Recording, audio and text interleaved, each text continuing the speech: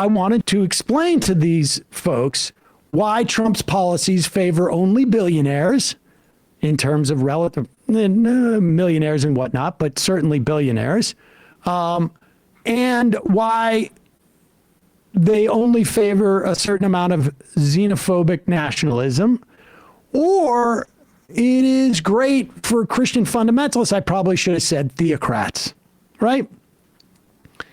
And my assumption was that I was going to be in a position to explain that these elements are part and parcel of the Trump administration.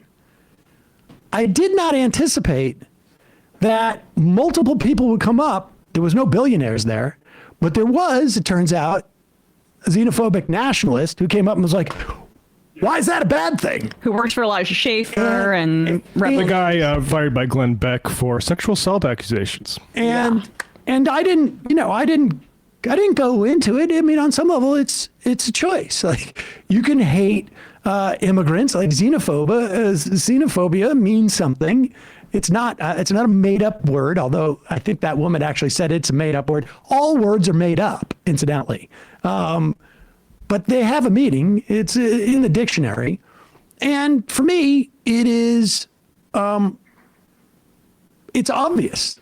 It's self-evident that that's a bad thing. And really, on some level, my bet is, in that instance, that the majority, maybe not the vast majority of people, maybe not the people sitting around me, but certainly the majority of people who are going to see this are going to say, hey, wait a second.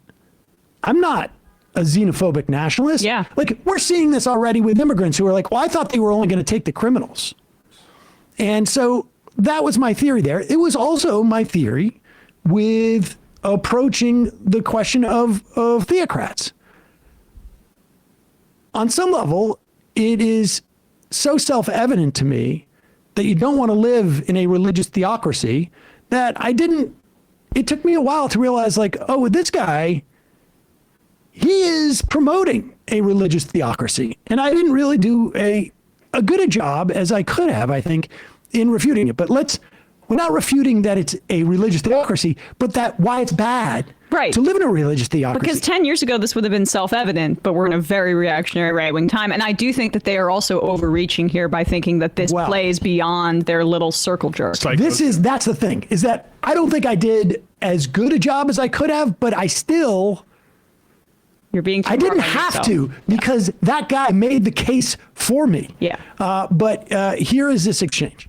Okay, so I would like to touch on the religious fundamentalist aspect. Are you an atheist? I'm a Reformed Jew. I don't have a strong belief in the existence of God, but I don't think that religion in and of itself is bad. Okay, so what's wrong with religious fundamentalists? So, like, you said trans rights and women's rights or something like that? Well, the problem I have with religious fundamentalists, and really more, I guess it's really theocrats, is that they want to impose their morality that comes from their religion on the rest of us, and I don't. But morality, from your view, is going to be a preference, right?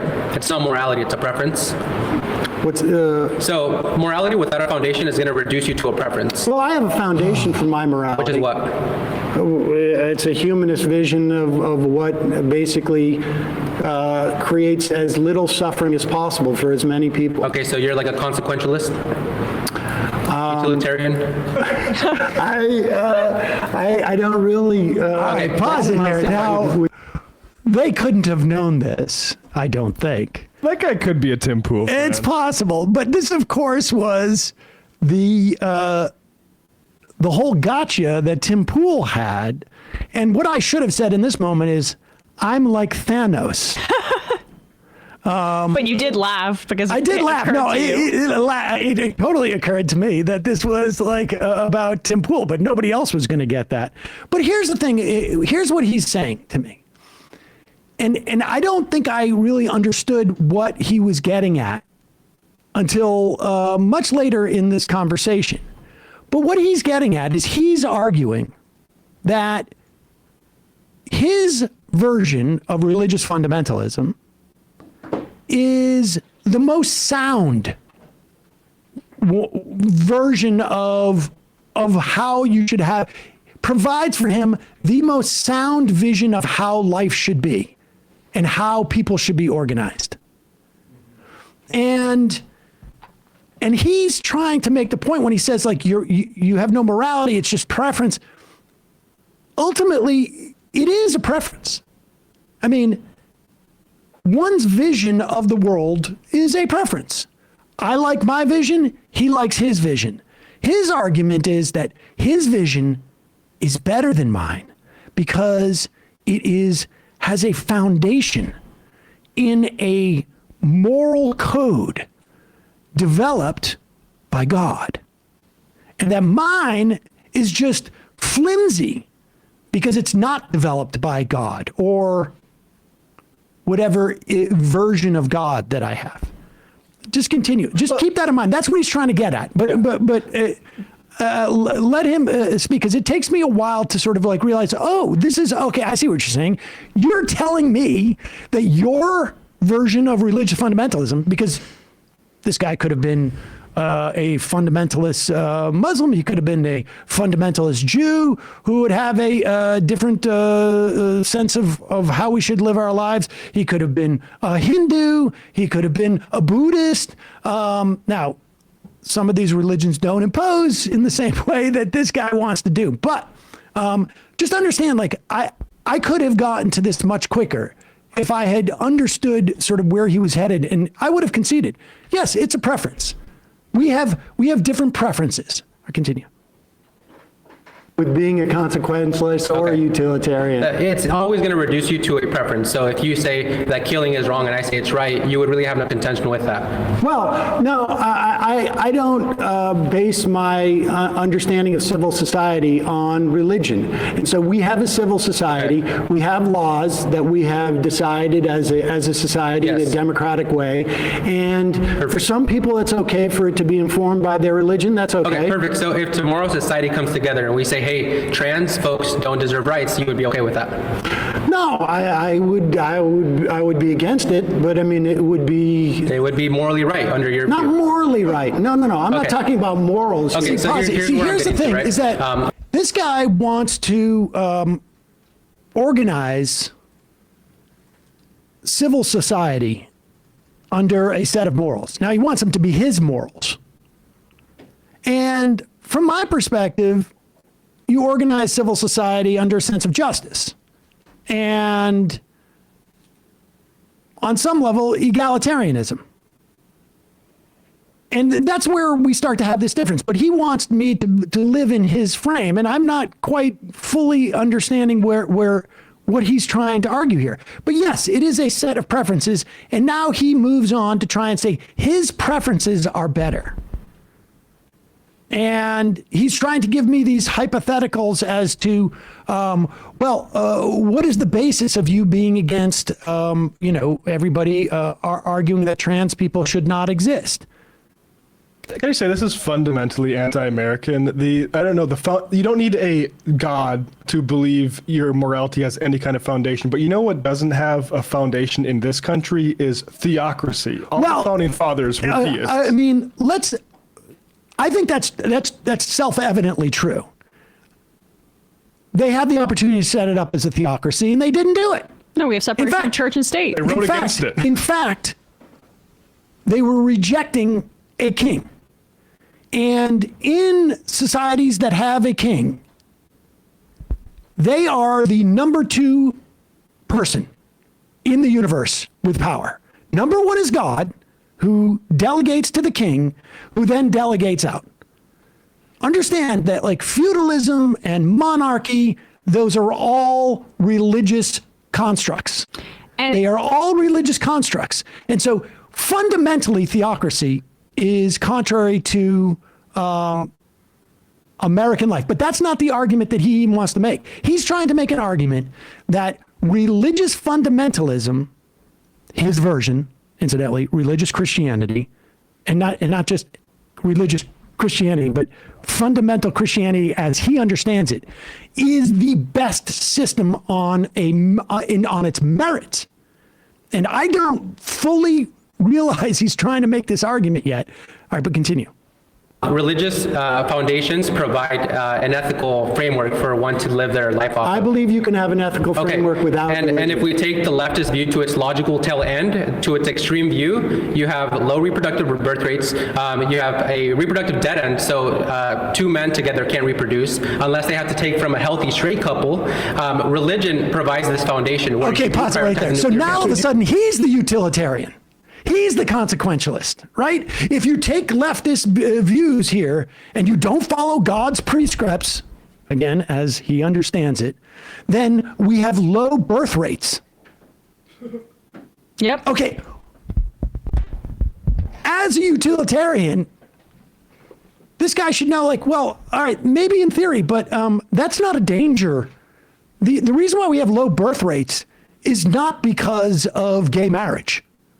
In fact, as gay marriage has progressed, we've seen higher birth rates amongst those people. I mean, he just made that case about surrogacy. Exactly. I'll just say the highest birth rate, if we're going by religions, is Muslims. So maybe they have a secret. Okay. They don't like I mean, that part. honestly, that's the thing. Is he switches to a utilitarian perspective because he wants to argue that his Christian fundamentalism is the best way to organize society.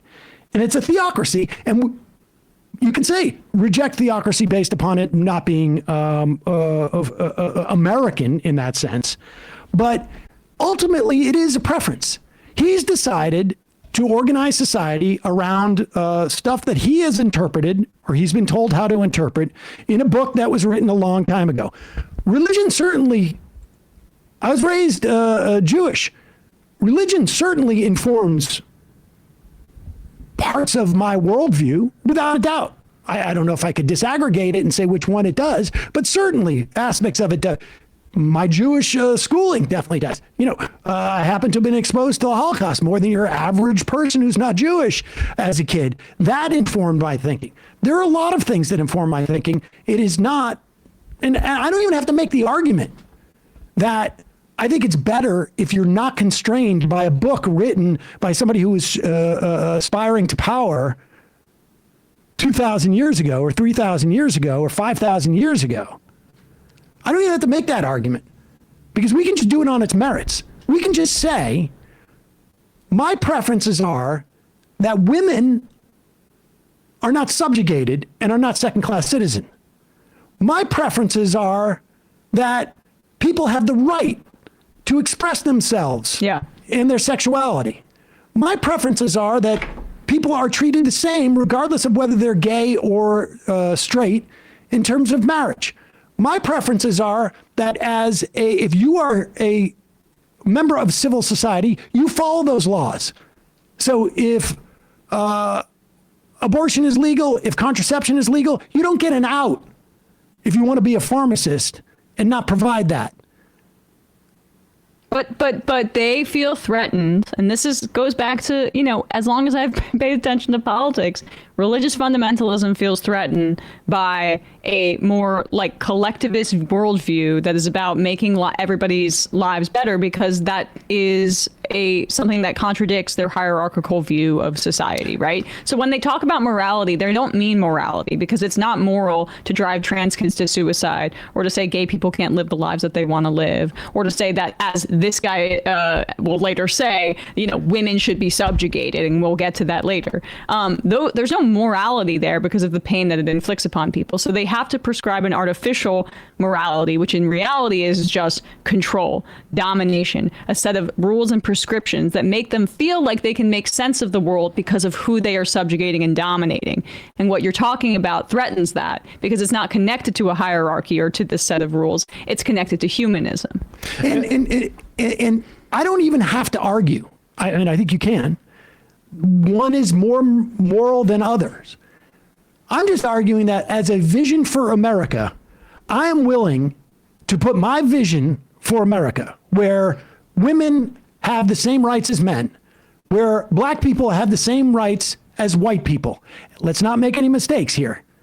Anti-miscegenation laws were justified on religious grounds. When the religious right started to get active in politics in this country, it was because they were not getting tax cuts, or they were not getting tax. They were subjects to tax if they didn't follow U.S. civil rights. And so things like, Bob Jones University, that's when they started getting in there and talking about abortion. It wasn't exclusively the reason, but that was a big problem for them. Slavery, also justified on religious grounds. Not just slavery.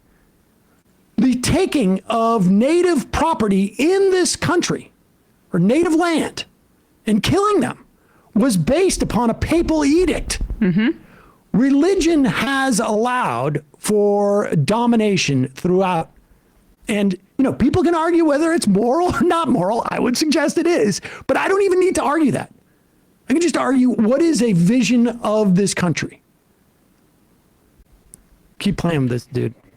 Do you have a problem with gay people being married? It's not that I have a problem. I just don't see a justification for why they ought to be gay outside of it just feels good. Can you give me another justification for it? Well, I think maybe that's the way they were born. Okay, what about pedophiles? Are they born that way? They may be, yeah. Okay, so should we let a pedophile off the hook since they were born that way? No, I think we as a society is Should implement duties to prevent them from acting on that innate urge, correct? Well, I think between consenting adults. So now it's a he's different saying, thing. his argument is, and he wants to create this as this some type of logic problem, right? Pedophiles are acting on their urges. Gay people are acting on their innate urges. Therefore, they're the same. The implications of these two things in his mind are the same. And if we can tell pedophiles, hey, don't victimize children, Who can't consent. subsume that urge, then we could say that's a gay people. And so now he's saying it's about consent, right? So that's what I say. I say it's about consent. And here is his argument after that. And his whole point is like, you, Sam, have no, you just look at it case by case and assess Right. what is right and what is wrong. And he can't do that. He has a set of rigid laws that are prescribed to him by somebody in the sky via, his pastor, whomever it is that has told him. Saying don't be gay, And don't be gay. Good impression. even if Scott. you think it feels good. But the funny thing is that it goes from morals and some type of logical consistency to then consequentialism, right? Because you could say the same thing about heterosexuals, right? Like it's an urge.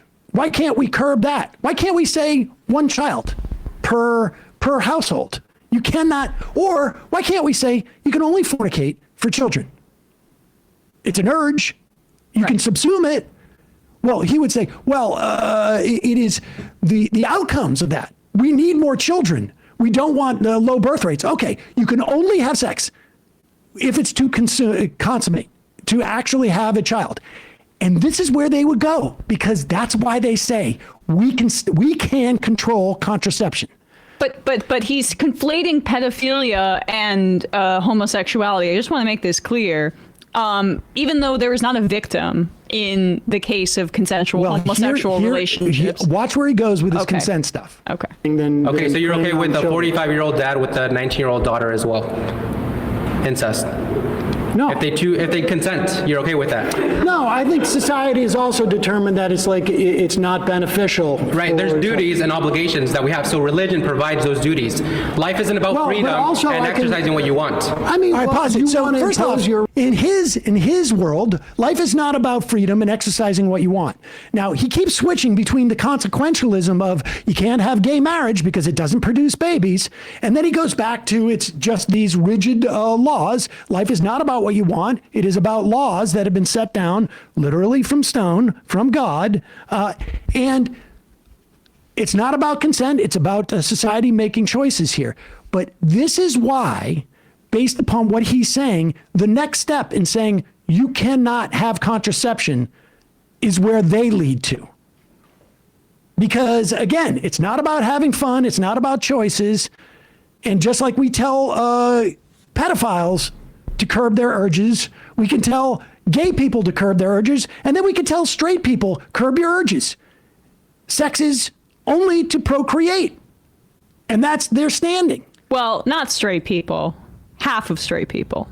Well, they would, listen, guys can do that on the side, but as long as it doesn't, interfere with their thing. I mean, that's why they will shut down abortion. And so I could have done this much quicker by saying, yes, you have a preference, I have a preference. Let's articulate those preferences of what society should be. How do you vision? And here is one of the elements that this guy, apparently he has this on his avatar. Put this picture up. This guy, one of his visions is not just subjugation of man and women. Here he is. We should go back to him because I think he does say that actually. But here it is. He's holding up a sign, women should not vote. And he doesn't mean they should make the choice to not vote. He means they should not be voting. Right, because what is also religiously decreed is that, in terms of Christian fundamentalism, is that a woman is under the auspices of her husband, and that women came from the rib of man, and they are thus inferior, and they're to be dominated. That's what this is about. Watch where he goes with this. Religious doctrine. No, because you just admitted we need duties. We have responsibility as a society to keep us functioning, to keep us thriving. Your leftist view, the liberal view, doesn't provide anything besides it just makes me feel good. Religion does. So what's your argument? What's my argument as to why I don't want you have no your contention. religion to? Well, It feels good is better than God that I have somehow access to says so. Well, I mean, I should have early on said, I concede. One is my preference, one is your preference. Let's just lay them out and see what the American public wants. Because it's quite possible we could be going back into the dark ages where women are the property of men. And understand, this isn't just bad for women. It's bad for men. Of course it is. Of course, men are also victims of patriarchy. But like when he says it just makes you feel good, that's the rule that we abide by. Sam did not say that. Sam that said that he is guided by, I'm paraphrasing, but a humanist vision of reducing the suffering in the population for everybody where he can. That is not what he said. But when he brings up examples like pedophilia and compares it to homosexuality, when he also brings up incest and he makes the daughter, who I guess is having this incestual relationship with her father, above the age of consent, and then he says, oh, the rule is it just makes you feel good. What are you saying? When you say that, oh, if we allow gay people to live their lives with, out being encumbered by the state, and then you liken it to two things that are objectively, I would say, immoral because they involve coercive power relationships, whether it be incest with the father having untold power over the daughter that I guess he's having an incestual relationship, even if she's an adult, or when it comes to pedophilia, where the child cannot consent. That's what makes those actions morally reprehensible and wrong, and why we should structure our society to make sure that doesn't happen. That is very clear. But he's basically saying that all of these things are the same and making it like honestly telling on himself. It's all a little sin, bit. is what he's saying. Yeah. Yes. It's all. What'd you say? It's all sin. It's all sin, but also, something that a lot of conservatives are curious about. because first of all, I don't think that you have the right to corner what God is telling us is right or wrong. And there are differences between religions. And so my argument is, like, you're not going to keep halal or kosher, right? I mean, I don't believe that someone has a corner on religious truth. And the reason why we have a democracy is because we didn't want a king. And the kings came from the idea that their God said that they're the ones who's supposed to be king. And so we can disagree on this. I don't want to live in a country that is ruled by religious fundamentalism. And if I do, you have no issue with that. And no. And this is why I say under Trump, yes, you have won. Yes. You have a Only bunch male of and Christian. female. You're right. You have a Christian One. nationalist, Yes, and which is necessary. And so I concede the point that under Trump, your Christian nationalism has gained an advantage Yes. under this. Sorry, we're going to And have so more I'm- kids. We're going to have less abortions. We're going to have more family. We're going to have stable family households. Sorry about better Trans education. people, gay people should be outlawed. should be straight. They should be straight. Women should be secondary to their husbands. Women should submit right? to the husbands. Women That doesn't should mean submit to the that doesn't mean they are husbands. slaves. Right, It doesn't mean they are I slaves. It means they are understand. protected. You Okay, gotta let me ask you then. Let me ask you. No. Should I women want be you- drafted? listen, Should women be listen, drafted? Listen, I think If they're equal, should they be drafted? I think I'm this sorry, is can the you just vision pause it that 1 you second? have. See, this is where I should have gone. I should have gone to this at the beginning because this is the stuff that is really But relevant. Sam, you said this to me when I had regrets about things I could have done differently in debates. You always are going to have regrets. Oh, yes. No, Okay. I'm not- It was a slam dunk. But the point is, it's just like, shoot, I lost it. What was he saying there? Damn it. I had one. Women in the military. Oh, the draft. This is the incel thing. They always point this up. We haven't had a draft in this country since the Vietnam War. If the draft were to be brought back, I would fundamentally disagree with that and protest against it because I don't think that that anybody should be forced into conscription, especially with the way that the United States operates with empire and imperialism. So why do they use this example? The one thing that they can basically find in terms of where men were drafted, it's been over 50 years. Come up with a new example. Keep going. And I think Trump supports it. I think the Christian nationalists he has throughout his government are all going to work towards your vision. Yes. And my hope is that when people look at this, they say, hey, wait a second. I don't want my life to be dictated by the notion of a Christian nationalist prescription. Now, you may win out. I mean, certainly, like if you look at a country like Iran, they have a theocracy there, and apparently that's good for them if they want it. My final point is whenever But I don't want to live in a My final point is theocracy. whenever we see people live out Christian values to its full extent, we see a great society. When we see people deviate from that, that's where all the problems arise. All right. I think you are at home in the Trump. Trump Thank you very much. And so, from the perspective of Matt Walsh and Michael Knowles, this guy won the debate. And on some level, that was to the extent that he won the debate, it was only because I didn't get to his prescription for what that meant quicker. Yeah. I don't think the American public broadly wants to have contraception that is outlawed, that wants abortion outlawed, that wants gay marriage outlawed, that wants trans people erased, that wants women subjugated, not slaves, as he said. Oh, they already good. tried that with the slaves.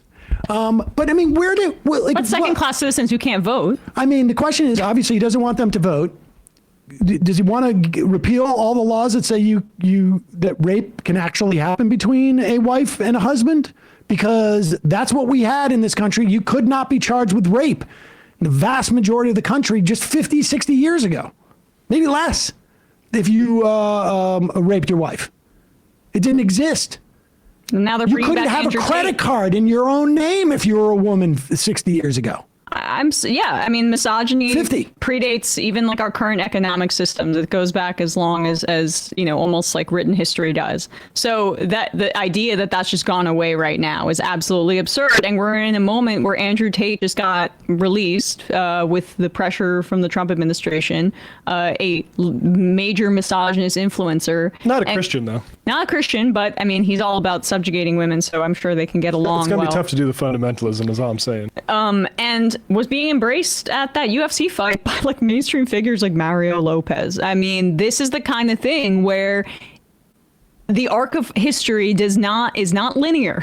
There are points of contraction, there are points of expansion, and we are at risk right now of deep contractions of civil rights for a variety of groups. It's already happening, obviously, with trans people, gay people. North Dakota is already introducing something. Some Republicans there about overturning Obergefell so that we could not have gay marriage. And he said it right there. He didn't even say that there shouldn't be gay marriage. He said gay people shouldn't even be gay. Exist. There was another moment where one How of old the is that guy? conservatives was basically saying I don't think people have a problem with gay marriage. Who here would have a problem with gay people kissing? And half the people raised their hands and they're like, oh. I just want to say, I think there's a risk at labeling these people or understanding these people as representative of young people or even young conservatives in general. And I take Emma's point. I think like misogyny is something that it will be rearing its head. This religious stuff, there's no gas in that. The religiosity is cratering. It's continued. Just last year, a separate study released in January found religious membership of young Americans was lower than the other demographics. 29% have no religious views. They're not going to be able to turn that around with media, in my opinion. Maybe that's quixotic, but this Christian version of nationalism, I hope they lean into that because exactly. And that's why that is my point in saying where I could have spent whatever amount of time we had in having him just read off his vision for America, because I think it's completely out of step. And I think it's very easy for a lot of conservatives or people who vote for Trump to ignore the fact that the head of the OMB, Russell Vought, the head of the Secretary of Defense, the Vice President, the Chief of Staff, are all Christian nationalists in this country. Yeah.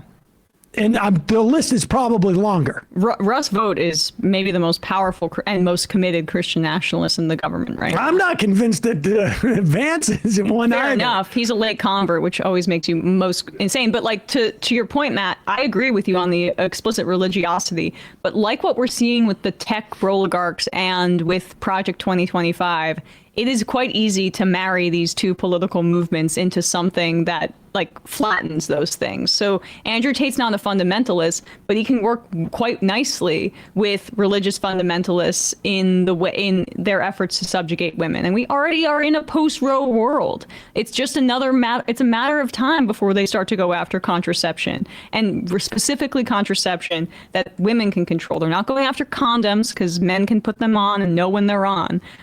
They're going after birth control, IUDs, and the morning after pill, which are all things that are under the woman's purview and not visible physically. And that's my concern about all of this. But we'll see. All right, we'll do another clip from that on another day. Hey, folks, don't forget to hit the subscribe button and check out our daily show. We do it every day at 12 p.m. Eastern for about 2.5 hours. We even take phone calls. You should check that out.